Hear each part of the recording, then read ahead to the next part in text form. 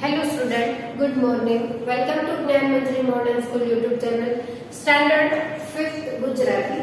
તો એની અંદર lesson number 6 જે આપેલું છે ઝટપટ પિઝા બનાવે. તો એ આપણે પ્રેક્ટિકલી તો કરી શકીએ તેમ નથી. તો તમે બધાય તમારા ઘરે આ રીતે પિઝા બનાવવાની ટ્રાય કરજો. ઓકે, તો આપણે જોઈએ પૌષ્ટિક પિઝા બનાવવા. તો એમાં સૌથી પહેલા સામગ્રી કઈ કઈ આવશે તો કે બે પિઝાના રોટલા અથવા તો એના બદલે તમે સાદા ખાખરા અથવા તો મસાલાવાળા ખાખરા છે એ પણ લઈ શકશો. એના પછી છે ટોમેટો કેચઅપ, 2 મોટા ચમચા ટોમેટો કેચઅપ લેવાનું છે. ઓકે, પછી એના પછી આપણે કરવાનું છે સેકન્ડ સ્ટેપ છે એ પૂરણ માટે શું શું જોઈએ તો કે 2 મોટા ચમચા પ્રત્યેક વસ્તુ એટલે કે બધી જ છે એ 2 ચમચા લેવાનું છે. તો એમાં બાફેલા મકાઈના દાણા, ક્રશ કરેલું ગાજર, ઝીણા ચીરેલા ગુલર મરચા એટલે કે કેપ્સિકમ મરચા, કાંદાનું છીણ, કાંદા એટલે કે ડુંગળીનું છીણ અને પનીરના ટુકડા. ઓકે, એના પછી ત્રીજો સ્ટેપ છે એ સજાવટની સામગ્રી છે. તો એમાં છે 3 મોટા ચમચા ક્રશ કરેલું ચીઝ, 5 ચમચી ગરમ મસાલો, અડધો ચમચો ઓરેગાનો અને અડધો ચમચો બેસિલ. આ બધું લઈ અને ગાર્નિશ કરવાનું છે. તો આપણે હવે જોઈએ તો કે સૌથી પહેલા શું કરવાનું છે તો કે 2 પિઝાના રોટલા અથવા તો 2 ખાખરા લઈ તેના પર ટોમેટો કેચઅપનું લેયર બનાવવાનું છે. એના પછી આજે આપણે જે પૂરણ માટેની સામગ્રી છે એના એક પછી એક લેવલ બનાવવાના છે. તો સૌથી પહેલા બાફેલા મકાઈના દાણા, ક્રશ કરેલું ગાજર, ઝીણા ચીરેલા ગુલર મરચા, કાંદાનું છીણ, પનીરના ટુકડા વગેરે લઈ અને આપણે એના લેવલ બનાવવાના છે. પછી એના પર આપણે સજાવટની વસ્તુઓમાં 2 મોટા ચમચ ક્રશ કરેલું ચીઝ, 5 ચમચી ગરમ મસાલો, અડધો ચમચો ઓરેગાનો અને અડધો ચમચો બેસિલ લઈ અને એનું ગાર્નિશિંગ કરવાનું છે. તો આવી રીતે સરસ મજાનો પૌષ્ટિક પિઝા છે એ આપણે ઘરે બનાવી શકીએ છીએ. બજારના પિઝા કરતાં પણ આ પિઝા છે ખૂબ જ ટેસ્ટી હોય છે. તો તમે બધા ઘરે આ પિઝા બનાવવાની ટ્રાય કરજો. ઓકે, તો હવે આપણે જોઈશું લેસન નંબર 7 હાર્લેમનું રતન હાઇટ્સ. હાર્લેમ શું છે તો કે એક શહેર છે. રતન એટલે કે અનમોલ, હાઇટ્સ એટલે કે એક બાળકનું નામ છે. તો એક હાર્લેમ શહેરમાં એક અનમોલ એટલે કે બહાદુર હેન્સ નામનો બાળક રહે છે. ઓકે, તો આપણે જોઈએ તો કે હોલેન્ડની અંદર આ હાર્લેમ નામનું શહેર આવેલું છે. તો હોલેન્ડ છે ક્યાં આવેલો છે તો કે હોલેન્ડ છે એ દરિયા કિનારે આવેલો એક દેશ છે અને તેનાથી પણ નીચાણવાળી સપાટીમાં હાર્લેમ શહેર આવેલું છે. એટલે હાર્લેમ શહેરના રક્ષણ માટે ત્યાંની જે સરકાર છે એને દરિયાની સપાટીના રક્ષણ માટે ત્યાંની સરકાર છે તેણે એક સરસ મજાની મજબૂત દિવાલ બનાવેલી છે. તો આ હાર્લેમ નામના શહેરમાં હેન્સ નામનો એક 8 વર્ષનો બાળક રહે છે. તો આ બાળક છે એક દિવસ સાંજે શાળા પૂરી કરી અને પોતાના ઘરે જતો હતો. તો રસ્તામાં સરસ મજાનો પવન છે એ વાતો હતો. તો ત્યાંથી તે પસાર થતો હતો તો તેના પગ છે એ ભીની માટીને અડ્યા. તો હેન્સને વિચાર આવ્યો કે નથી અત્યારે ચોમાસાની સિઝન, તો આ પાણી ક્યાંથી આવ્યું ને મારા પગ કેમ ભીના થાય છે. તો એણે વિચારી અને જે દિશામાંથી પાણી આવતું હતું તે દિશામાં હેન્સ છે એ ગયો. તો તે દિશામાં જઈ અને જોયું તો હાર્લેમ શહેરમાં જે દિવાલ બનાવેલી હતી શહેરના રક્ષણ માટે, ત્યાં તે દિવાલની અંદર એક કાળું પડી ગયું હતું.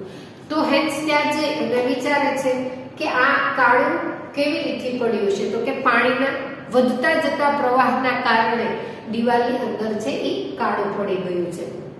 તો હેન્સે ત્યાં જઈ અને આજુબાજુમાં જોયું તો ત્યાં તેને કોઈ માણસો કે કોઈ મદદ કરવા વાળું ન મળ્યું. તો હેન્સને ચિંતા થઈ કે જો આ પ્રવાહના જેવો પ્રવાહ વધતો જશે એમ આ દિવાલમાં નાનું કાણું છે એમ પાણીના પ્રવાહની સપાટી ઊંચી આવશે તો આ કાણામાંથી મોટું ગાબડું પડશે અને ગાબડું પડવાના કારણે મારું જે શહેર છે એ આખું પાણીની અંદર વિખોળાઈ જશે. તો હેન્સ છે એ વિચારી અને ત્યાં જ બેઠો રહ્યો અને પોતાની જે આંગળી છે એ કાણાની અંદર એણે નાખી દીધી અને આજુબાજુમાં તેણે મદદ માંગવાની ઘણો બધો પ્રયાસ કર્યો પણ કોઈ તેને ત્યાં મળ્યું નહીં. અંતે છેવટે હેન્સ છે પોતાની આંગળી ત્યાં રાખી અને આખી રાત ત્યાં જ એણે પસાર કરી. અને હેન્સ શાળાએથી ઘરે જતો હતો તેવા સમયે આ બન્યું હતું. એટલે હેન્સના માતા પિતા છે એ પણ ખૂબ જ એની ચિંતા કરતા હતા કે હેન્સ હજી કેમ ન આવે. અને હેન્સને પણ એના માતા પિતાની ચિંતા હતી કે મમ્મી પપ્પા મારી ચિંતા કરતા હશે કે હજી હું ઘરે કેમ ના પહોંચું. તો હેન્સ પોતાની આંગળી રાખી અને ત્યાં આખી રાત બેઠો રહ્યો. બીજે દિવસે સવારમાં આજુબાજુમાંથી કામ પર જતા માણસોએ હેન્સને ત્યાં બેભાન અવસ્થામાં જોયું. ત્યાં જઈ અને જોવે છે તો હેન્સની આંગળી ત્યાં પૂરી રાત એમનેમ રહેલી હોવાથી તે આંગળી છે એ જકડાઈ જાય છે. તો હેન્સને પછી દિવાલેથી આંગળી કઢાવી અને હેન્સને એક બાજુ બેસાડી અને એને ગરમી આપે છે. ઠંડીના કારણે એનું શરીર છે એ ધ્રુજી જાય છે. ઓકે, તો આવી રીતે હેન્સે પોતાના શહેર માટે કેવી રીતે રક્ષણ કરવું એની એને બહાદુરી પૂર્વકનું ઉદાહરણ છે એ પૂરું પાડ્યું. એટલે 8 વર્ષનો બાળક આટલું બધું કરી શકે છે એટલા માટે ત્યાંની સરકાર છે, હાર્લેમ શહેરની સરકાર છે એ હેન્સને બહાદુરી પૂર્વક બિરદાવે છે અને એને એવોર્ડ પણ આપે છે. તો ઓકે, હવે આપણે એને લેસન દ્વારા વિસ્તૃત જોઈએ.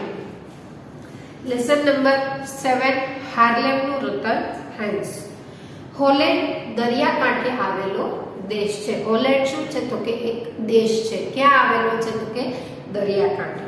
એની ભૂમિ મોટે ભાગે સપાટ, ભૂમિ એટલે કે એની જે જમીન છે એ મોટા ભાગે સપાટ હોય છે. તેનું હાર્લેમ નામનું શહેર તો દરિયાની સપાટી કરતા પણ નીચાણમાં આવેલું છે. તેનું જે શહેર છે હાર્લેમ એ દરિયાની સપાટી કરતા પણ સાવ નીચાણમાં આવેલું છે. એટલે દરિયાની ભરતીથી બચવા હોલેન્ડની સરકારે હાર્લેમ શહેરના કિનારે એક મજબૂત દિવાલ બંધાવી છે. દરિયાની ભરતીથી દરિયાની અંદર ભરતી અને ઓટ છે એ સતત ચાલુ રહ્યા કરે છે. એટલા માટે તેના રક્ષણ માટે ત્યાંની સરકારે એક મજબૂત દિવાલ છે એ બનાવેલી છે. એ દિવાલ વડે દરિયાની ભરતીના પાણીથી હાર્લેમ શહેરનું રક્ષણ થાય છે. એ દિવાલ બંધાવેલી છે તેના કારણે હાર્લેમ શહેરનું રક્ષણ થાય છે. હાર્લેમ શહેરમાં 8 વર્ષનો એક છોકરો હેન્સ તેના માતા પિતા સાથે રહે છે.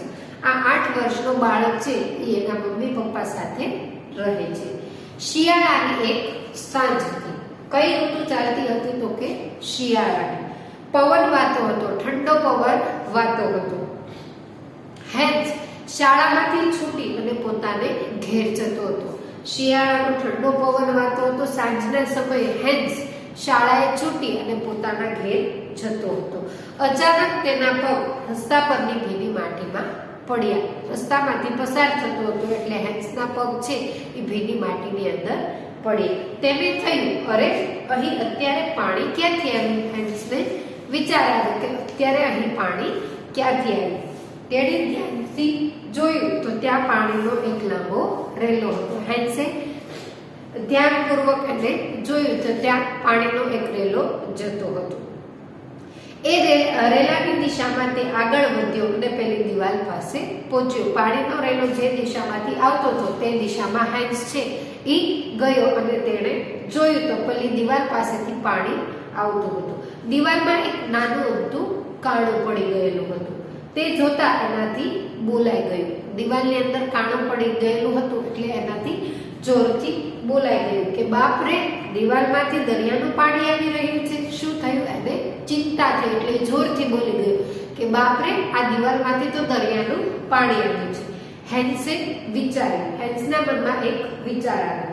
દરિયાના પાણીના દબાણથી આ કાણું ધીમે ધીમે મોટું થશે. દરિયાનું જે પાણી આવે છે એના દબાણના કારણે એ કાણું છે એ કાણું મોટું થઈ જશે. પછી દિવાલમાં મોટું જબરું ગાબડું પડી જશે.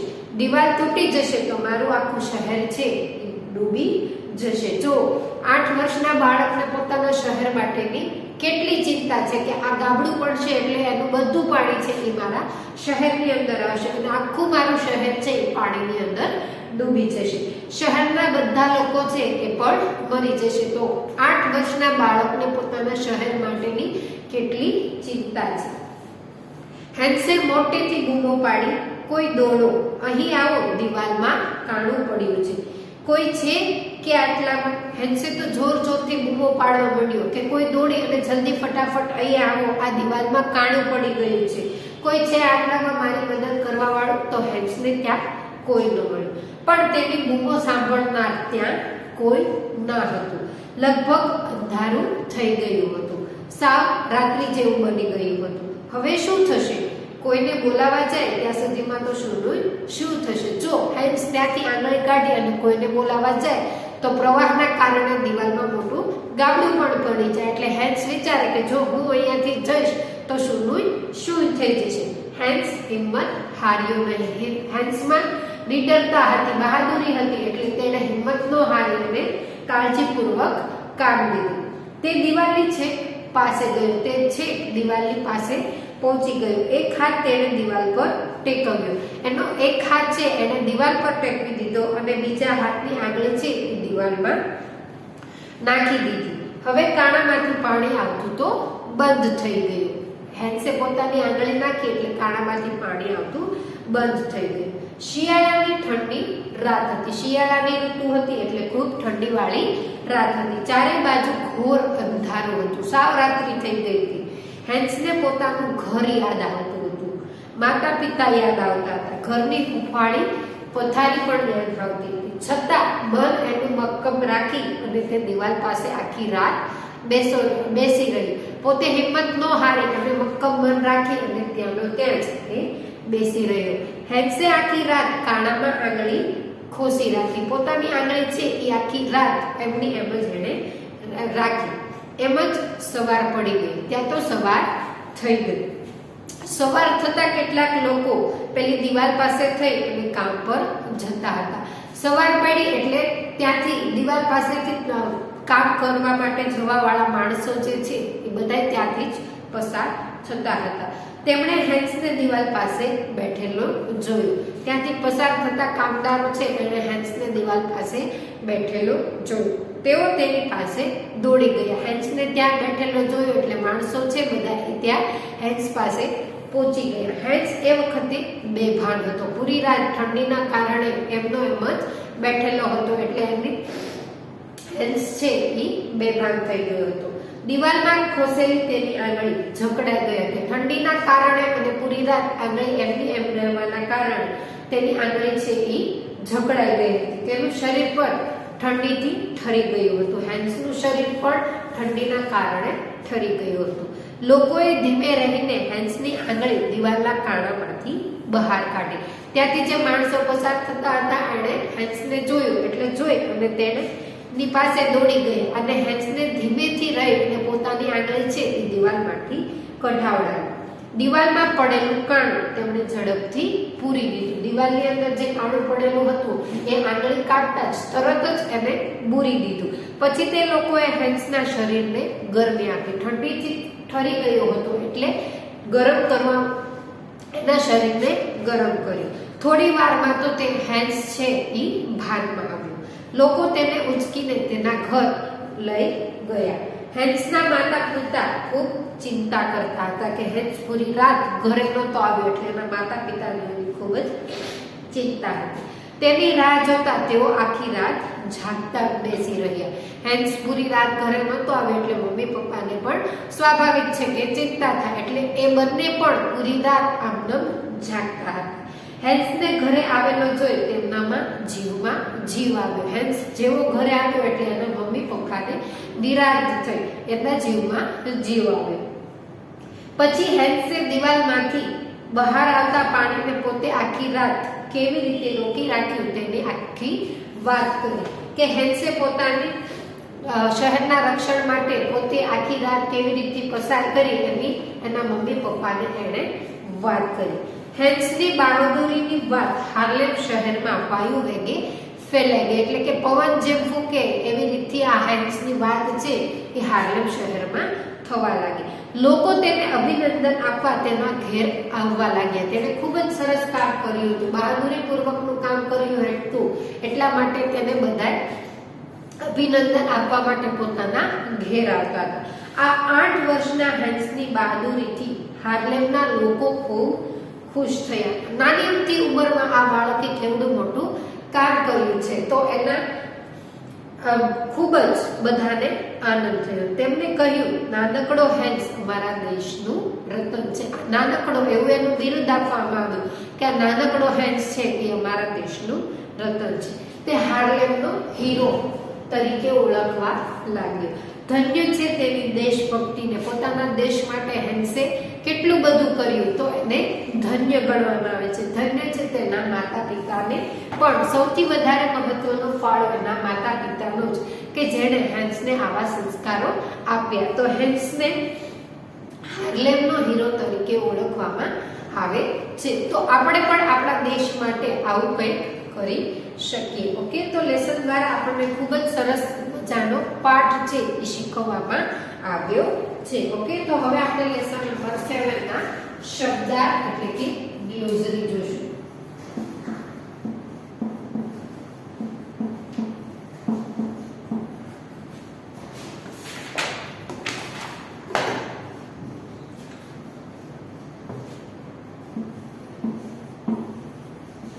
ગ્લોસરી છે એ તમારી ફેરબુકની અંદર લખવાની રહેશે.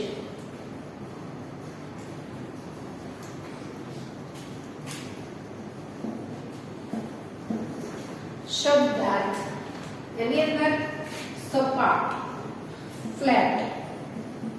સપાટ એટલે શું થશે તો કે flat, FLAT.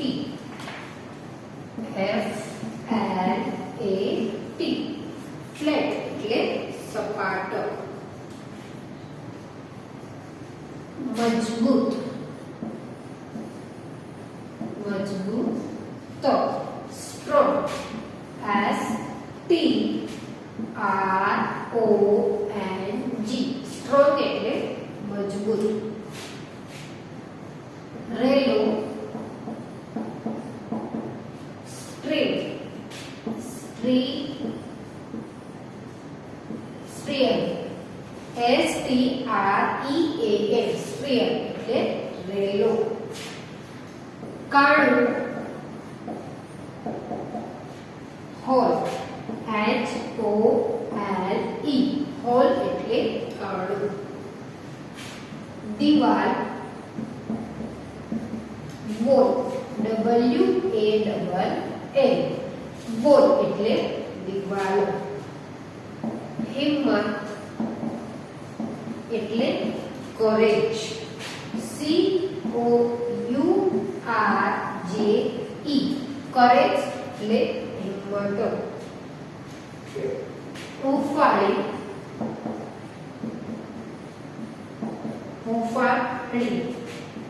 Rested, RESTED. Rested એટલે હુંફાળી. ચિંતિત એટલે worried, WORRIED.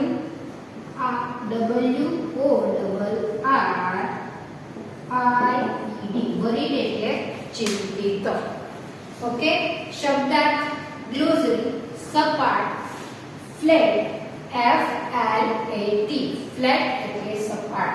મજબૂત, સ્ટ્રોંગ, STRONG. સ્ટ્રોંગ એટલે મજબૂત.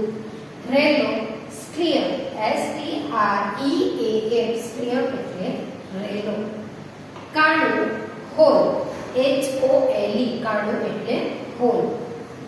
દીવાલ, વોલ, WALL. દીવાલ એટલે ફોલ. હિંમત, courage, COURAGE. courage એટલે હિંમત. હુંફાળી, rested, RESTED. rested એટલે હુંફાળી. ચિંતિત, worried, WORRIED. worried એટલે ચિંતા. ગ્લોસરી છે એ ફેર બુકની અંદર લખવાની રહેશે.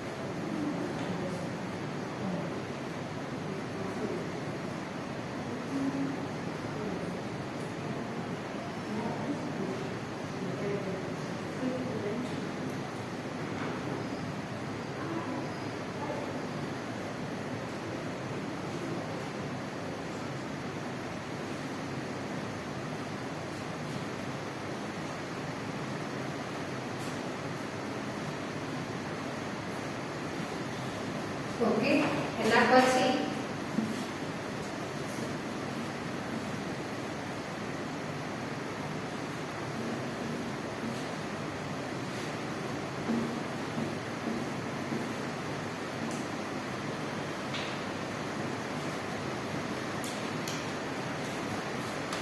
બેભાન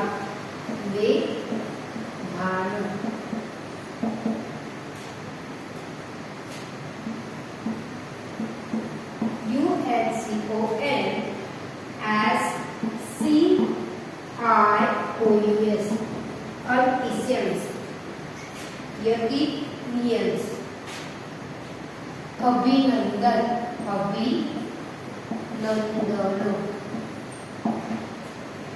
Congratulations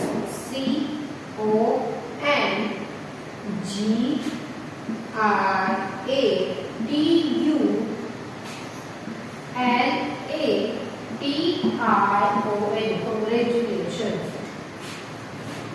देशभक्ति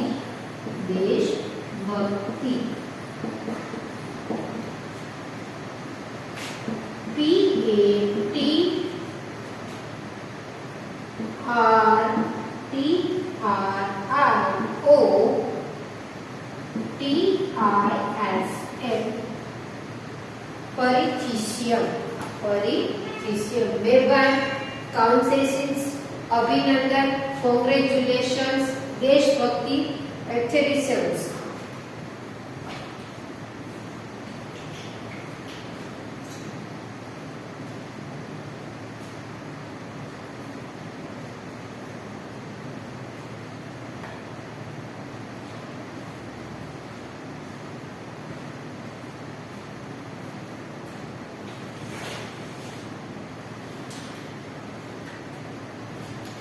ओके स्टूडेंट तो लेसन नंबर 7 ની અંદર આપણે હાર્લેમનું રતન સાયન્સ વિષયની બહાદુરી જો આજનું તમારું હોમવર્ક